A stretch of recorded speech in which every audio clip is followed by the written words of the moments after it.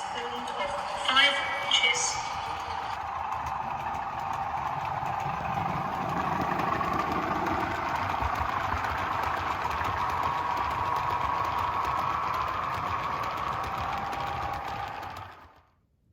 Hello, welcome back to Amery Junction. Today we're back on the loft layout today.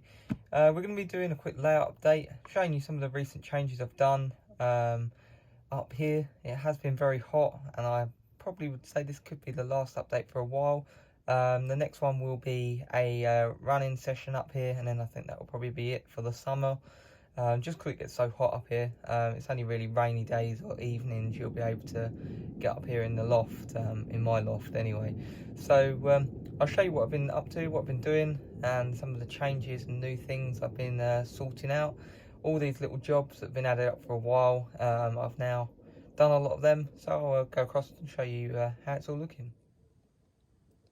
Okay, so new addition to the layout. This was bought from John Duckfield's Model Railways in Chelmsford in Essex. This nice Helgen Class 33, really nice runner, nice model, and I'm just really quite impressed with it. It's got nice lighting to it, and yeah, it's just a really nice little model really. As you can see, the lighting on some Helgen models isn't very good. Or non-existent. This one's actually quite good. It's quite bright. Compared to my other 33, it's got quite dull lights compared to this, which is quite bright. So I thought that's a nice little addition. It only costs £100, so a bit of a win there really. I've had a little sort out of some of my stock in my fooder yard, tidied it up and cleaned it up a little bit as it was getting a little bit of a mess. Obviously I've got stock across all different layouts that I own, ones at my unit and stuff here, stuff in my shed and stuff in my garage, and obviously I've got a supply of stuff under the layout as well, in boxes or in storage, that I can use on my layouts as well. So I've been sorting all that out and I'll quickly show you underneath. Right, in this unit obviously you've got other trains, and in this storage box system as well, that's got more trains in, so that's where they're all kept, just underneath there, as well as all the ones I've got dumped in the river. I'm using it a bit of a storage place at the moment. So around the lighthouse area, we've just been adding some more of these really nice static grass tufts by warpainter.net. I absolutely go through loads of these across all my layouts. I just think they look really quite realistic and just really create a nice bushy brush area at the bottom and near bushes and at bottoms of buildings. Just really creates a nice effect, I find. So I've been putting them there across the whole layout. You might notice a few more added in. They're just really quite nice. They're handmade and they're really affordable, like £4 a pack. So you can't really go wrong. I've also painted up recently this wooden bench. Came in a pack of 6 and that's by Model Railway Scenes. It's 3D printed. So I've just painted them up recently, and I've got some more that I put in the pub garden on Plumstead Arches, one of my other layouts, and some more bits on my layouts at my unit. So that's where the rest of them have gone, but we've got one there. Model Railway Scenes is a really good company, not sponsored in any way by them, I just use them a lot. It's actually a really good company. You can get stuff for quite cheap, and I can't really fault it. So if you haven't checked them out, check them out, www.modelrailwayscenes.co.uk. So if we move around, we go to the starting of the station side of the layout. I've done a lot of weathering, as you can see, and obviously I've had to truck rubber out whilst I've been doing that weathering. So we've done all the tracks here that required weathering, as you can see, and that just looks a whole lot better. At the moment you are going to have to ignore the amount of trains that I've got parked up on the layout. It's a bit of a traffic jam but for trains at the moment, but it's looking good. Got the airbrush out up here, and did all this weathering along this side. So from now we've got all of this bit done, all the way down to where it goes under the town scene, just down the other end. And I've got obviously the other side of the layout to do over there, which we'll cover shortly.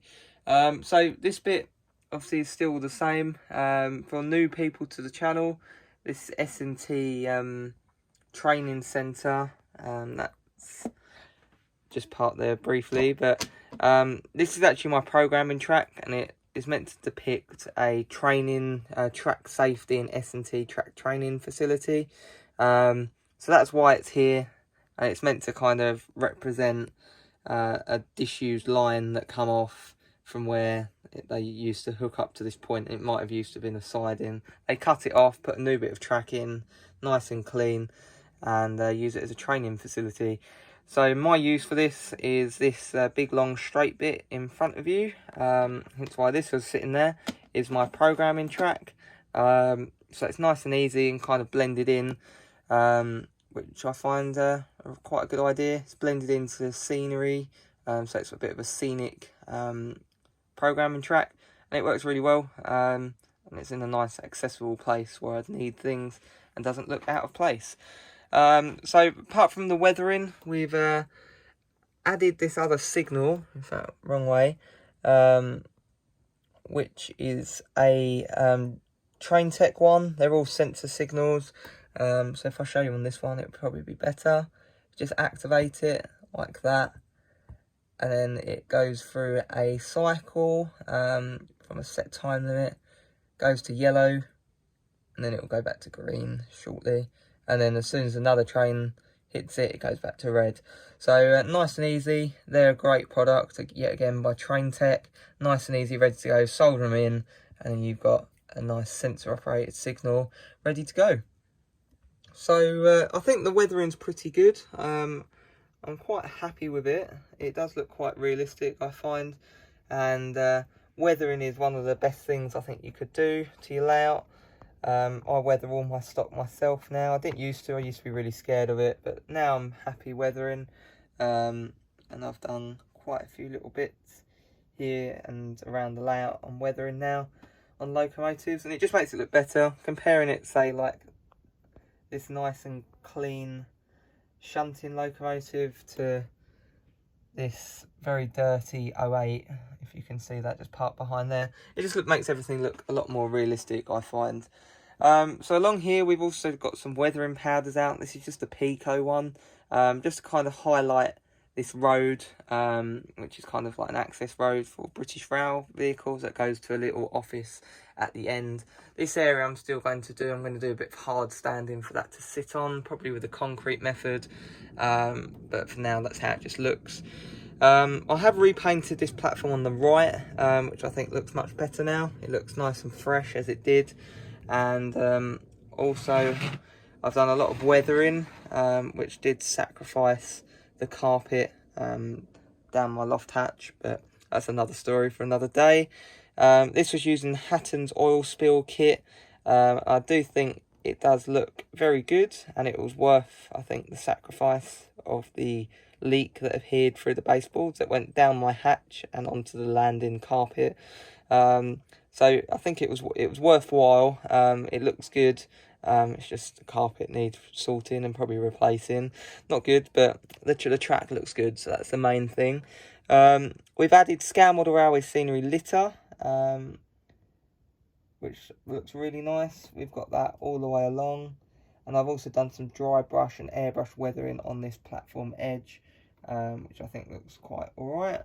And the litter just goes all the way down. There's various bits, and I think it just kind of adds to it all. And there's more noticeable oil spills from where the trains would be standing, and ones that are a little bit more weathered in. Obviously, I wanted this one to be nice and dirty, because obviously you're going to have some units parked there, being on the terminus platform for our branch line. So I think that looks quite alright, and the whole station side is looking quite good. The rest is all the same, just nice, dirty and weathered now, which I think makes a huge amount of difference, and looks quite nice, I think. Right, I did nearly forget, I've added lights to this side now, the same as this side, but the batteries have unfortunately run out. They're just battery operated LED strip lights, which have just been toned down a little bit, and yeah, that now looks really quite nice, I think. And if you can imagine when the other one's lit up, when I actually get some more batteries to get it hooked up, it looks really quite nice. And I will have to show you that in the next update, indefinitely, and go and buy some batteries. So up on the town scene, that's all stayed the same. I do have a little bit to finish, like the interior of this building. I plan to do a video on that in the summer. Kind of, well, it is summer now, but a bit more August, when it's a bit unbearable up here and I'm a bit stuck for things to do. I'm going to make a frame, an internal frame to go in that, light it all up and do a whole interior and video on that. That's a Wolvers kit. It's quite nice, a nice tower block which adds a nice view from the station looking over on it. And it's nice and prototypical for the 1980s and 90s, what the layout's set in, and we'll have to do some form of good detailing on that, so stay tuned for that. So on this side of the layout, the kind of residential industrial area, it's all still much the same. This is how it's all looking at the moment. It's still looking quite good. And I've done a little bit of touch-up weathering on the scrapyard, just because it was getting a little bit dirty, which made everything seem a little bit washed out. So I've just went across that again and made that all look fresh, and the ground weathering nice and dirty, as you can see, and that I just did with my airbrush. And yeah, I think that looks quite nice in total. So moving along from that, you've got obviously the residential area up the front, which is still all the same, which is looking quite nice. I have went across the layout and hoovered bits, gave it a bit of a spring clean recently because it all was getting a little bit dirty. And with that, I've got a nice amount of Oxford die-cast vehicles to put out.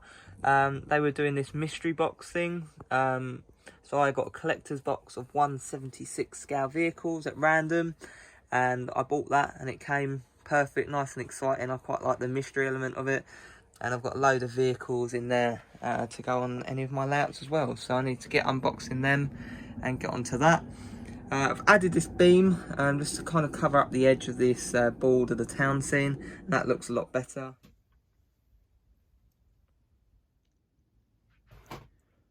So that is that side. Going to the back, if we go over here, I've done some scenery work over here. Just started it off, just covered it from plaster bandage, spray painted it brown in like sleeper grime colour, and then just did some basic woodland scenic scatter and bushes over the top. Just a bit of a temporary thing until I do some static grass, but I do need to get some more. This signal over here, it's another train text sensor signal. And when it goes off, it will go red, and it will do its sequence the same as the others, into a single yellow, double yellow, and then back to green, showing a clear aspect. So yeah, that's really quite nice. I've just added these scale model railway scenery grids. I think they're like modern track gangway walks to the side, just to kind of act as a signal cage, which I think look quite good, that I do on some of my signals. So moving along, this back edge, apologies, I'm probably going to be in the way of my lighting, so it might get a little bit dark.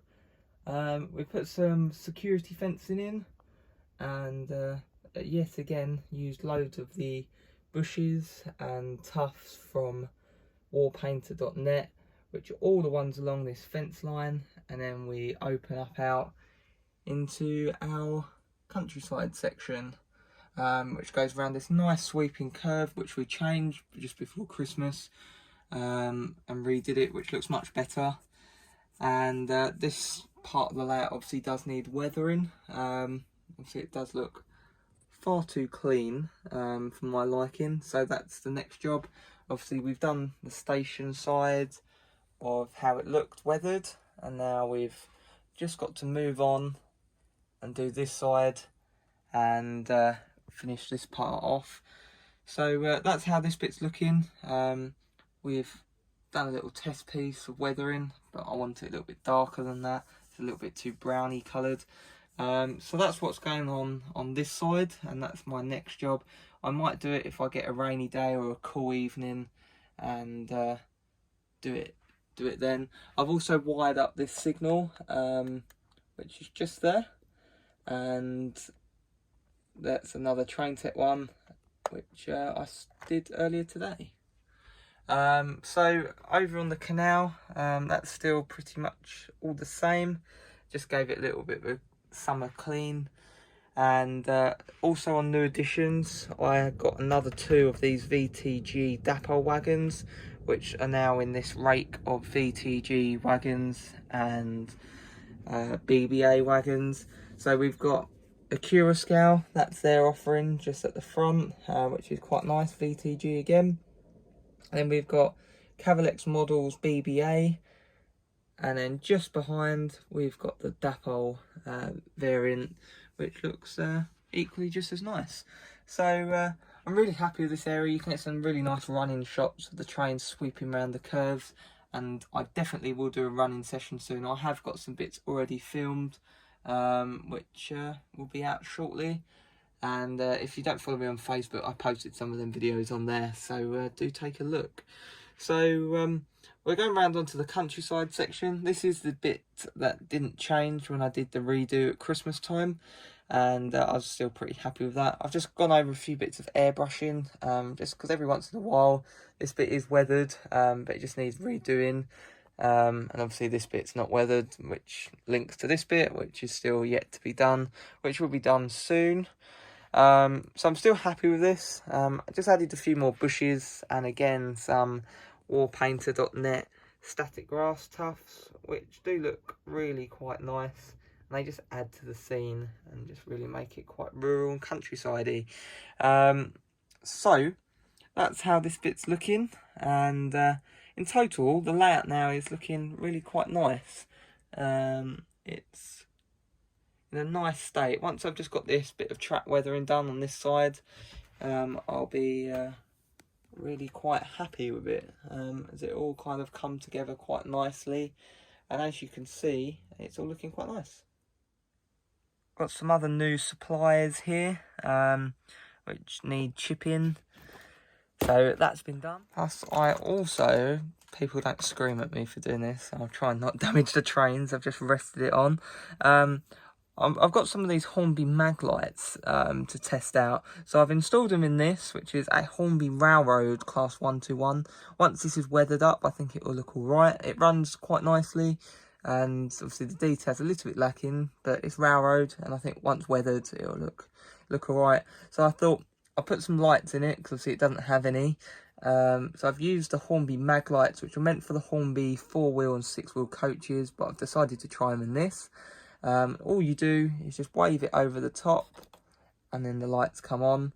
I'm not sure how well you can see it, so I'll turn the layout lights off and give you a better look. Right, so the lights are very clearly off, as you can see. I'll get the magnet and just wave it over the top, and then it just lights up like that. It is a little bit of a glowing box at the moment, as you can see. I am probably going to paint the insides to see if I can make it a little bit better. But with the lights on, it's not too bad, and I might even try painting the LEDs just to dye it down a little bit. But it's not too bad, considering the price of the models. And it was just a bit of an experiment. I think it worked quite well. And if you want to put Hornby Mag Lights, either in what it's designed for, the Hornby 4-wheel and 6-wheel coaches, or something else like I've used it in a few other little wagons. I'll show you the other one in a minute. They retail for about £12, and you can pick them up from a lot of good retail shops, model shops, or from Hornby Direct. I got mine from Great Eastern Models up in Norwich, and I'm very happy with them. They're quite a cool design, really. Right, so we've got this Batman inspection car. This has had lights fitted, which are the Hornby ones again. So all you do, just put it over the top, and then the lights come on. This, I think, worked out really quite nice.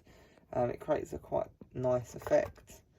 And you just turn them off like that, just by waving the little supplied magnet over the top. So again, I'll turn the layout lights off and show you what it looks like.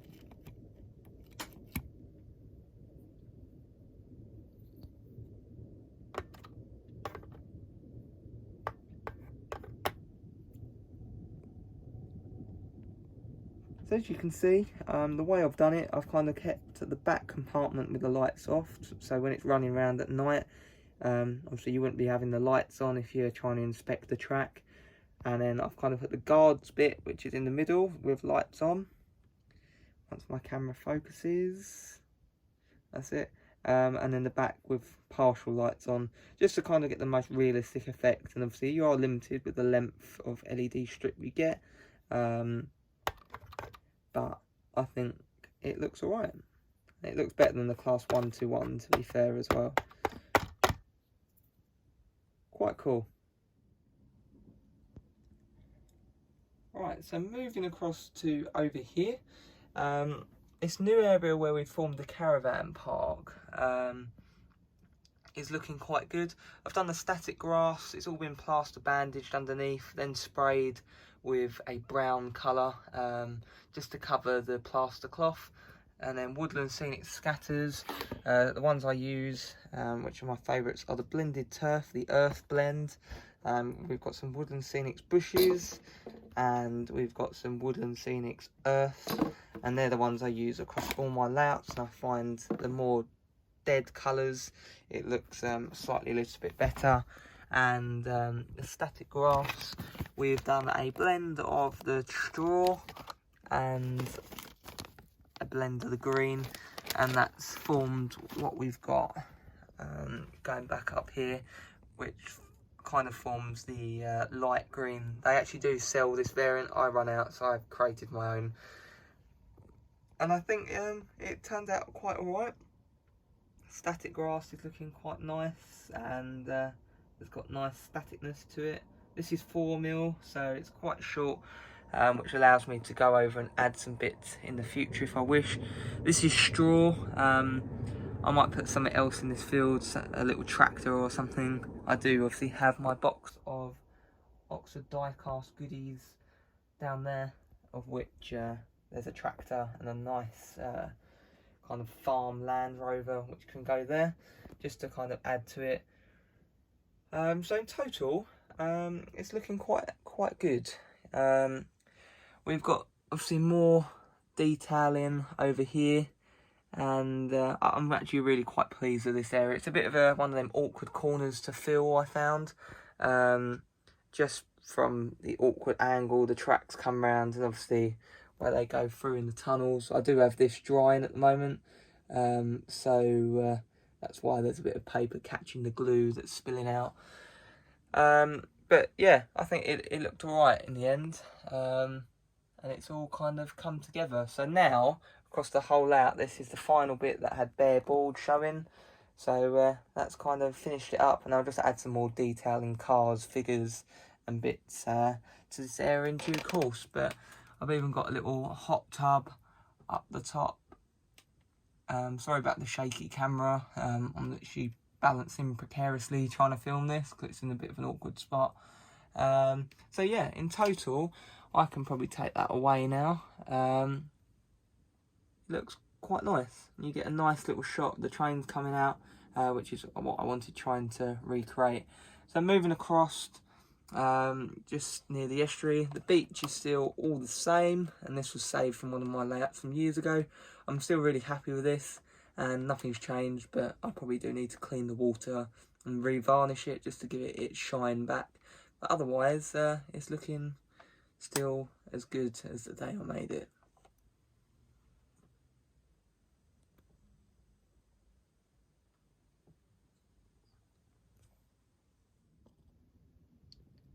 So I thought that turned out quite nice, and Hornby, you've done a good job. So yeah, I hope you enjoyed this update of the bits I've done pre-summer, and obviously now we're going into August, and it's going to get quite, well, it's already quite hot, but obviously we've had this weird thunderstorm weather. It's flooded a lot in my local area, and yeah, that's been fun as well. Not for everyone, but the weather's been quite mad, so who knows, I might be able to get up here. When it does rain, it has made it a lot cooler, so I've been able to get up here. Whereas obviously when it's a lot hotter, it's just unbearable up here in the loft, and this roof just is literally like a sauna. So I hope you enjoyed it. I hope you enjoyed the update, and I'll bring you a running session soon up in the loft. But don't worry, the content won't stop throughout the summer. There'll still be bits I can do at my unit on the garden railway and some other little bits here and there. So as always, thank you for watching, and I will see you in my next video.